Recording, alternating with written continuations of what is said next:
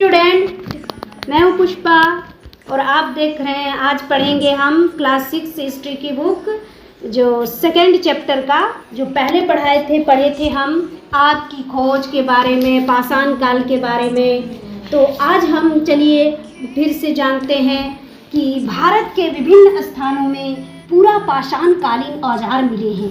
अब कहाँ कहाँ मिले हैं? तो ओडिशा में मयूरभंज में पाषाण कालीन औजार मिले हैं, मध्य प्रदेश में भीमबेटका, राजस्थान में दिदवाना, गुजरात में हिरान घाटी, है ना। अब हम चलते हैं आग की खोज के बारे में। तो पढ़ लिए, पिछले वीडियो में पता चल गया कि आग की खोज के बारे में हम पढ़े। प्राचीन काल में आग जलाने के लिए चकमक पत्थर का प्रयोग होता था। कौन से पत्थर का? आग जलाने के लिए चकमक पत्थर का प्रयोग होता था। अब पाषाण काल के बारे में जानते हैं कि पाषाण काल के विभिन्न चरण क्या है। चरण तो पाषाण काल को मुख्यतः 3 भागों में बांटा गया है। पाषाण काल को कितने भागों में बांटा गया है? 3 भागों में। पूरा पाषाण काल 20 लाख साल पहले से 12,000 साल पहले तक। मध्य पाषाण काल 12,000 साल से 10,000 साल पहले तक। और नव पाषाण काल 10,000 से 4,000 साल पहले तक का समय है। ठीक है। अब हम चलते हैं जलवायु परिवर्तन।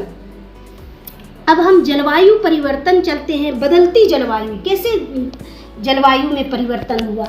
तो आज से लगभग 12,000 वर्ष पूर्व दुनिया की जलवायु में परिवर्तन के फलस्वरूप गर्मी बढ़ने लगी। जलवायु में भी परिवर्तन होने लगा। धीरे धीरे घास वाले मैदान बनने लगे और घासों को खाकर जीने वाले जानवर जैसे हिरन है, बारहसिंगा है, भेड़, बकरी, गाय आदि की संख्या बढ़ने लगी। मानव भी इनके खाने पीने की आदतों और प्रजनन के समय की जानकारी हासिल करने लगे। लोग इन जानवरों को अपनी जरूरत, धीरे धीरे लोग इन जानवरों को पालने लगे होंगे। क्यों? अपनी जरूरत के हिसाब से मौसम में परिवर्तन के अनुसार कुछ इलाकों में गेहूं, जौ और धान से अनाज प्राकृतिक रूप से उगने लगे होंगे। पहले अनाज तो लगाते नहीं थे लोग, लेकिन अचानक से प्राकृतिक रूप से उगने लगे होंगे। उन अनाजों के स्वाद को चख कर मानव ने भोजन के लिए इन्हें इकट्ठा करना शुरू किया होगा। धीरे धीरे मानव विकास की ओर अग्रसर होने लगा। जैसे कि हम जानते हैं कि अभी पढ़े कि नवपाषाण युग की शुरुआत लगभग 10,000 से 4,000 ईस्वी पूर्व तक माना गया है। इसमें मानव पूर्ण रूप से अस्थायी और विकसित हो गया था। इसे नवपाषाण युग कहते हैं। इसकी विस्तृत जानकारी हम अपने अगले अध्याय में मिलेगी। अब हम जानते हैं कि ये भी जानना जरूरी है कि आग का आविष्कार कब हुआ था? पूरा पाषाण काल में हुआ। पूर्व पाषाण काल में मानव की जीविका का मुख्य आधार क्या था? शिकार था।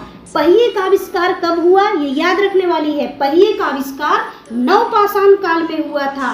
कृषि की शुरुआत नवपाषाण काल में हुई थी। अब हम चलते हैं शैल चित्रकारी किसे कहते हैं?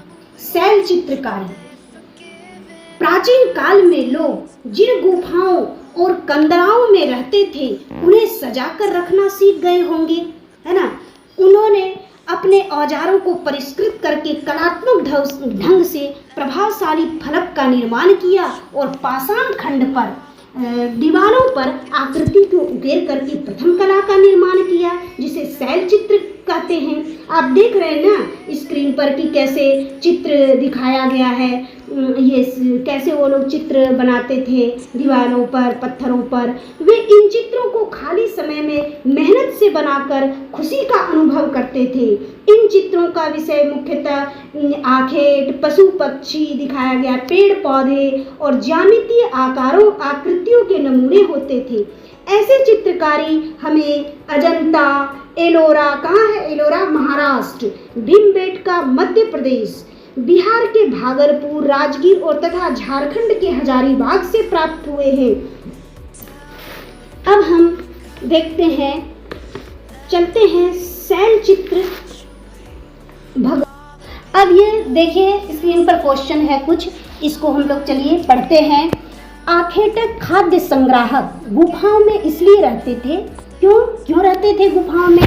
तो आखेटक खाद्य संग्राहक गुफाओं में इसलिए रहते थे क्योंकि वे जंगली जानवरों से बचे, बारिश, धूप, हवा, है ना, इससे वो बच सके। घास वाले, जैसे कि हम अभी पढ़े, घास वाले मैदान का विकास 12,000 साल पहले हुआ। आरंभिक लोगों ने गुफाओं की किस पर चित्र बनाए? अभी हम पढ़े, दिखाए आप लोगों को कि आरंभिक लोगों ने गुफाओं की दीवारों पर चित्र बनाए हैं। खुशगी में पत्थरों से औजार बनाए जाते थे। आज ये चैप्टर खत्म हो गया, ये सेकंड चैप्टर क्लास 6 का हिस्ट्री का, और नेक्स्ट डे को हम फिर लेकर आएंगे थर्ड चैप्टर हिस्ट्री का। धन्यवाद। इसे लाइक और शेयर जरूर कीजिएगा। धन्यवाद।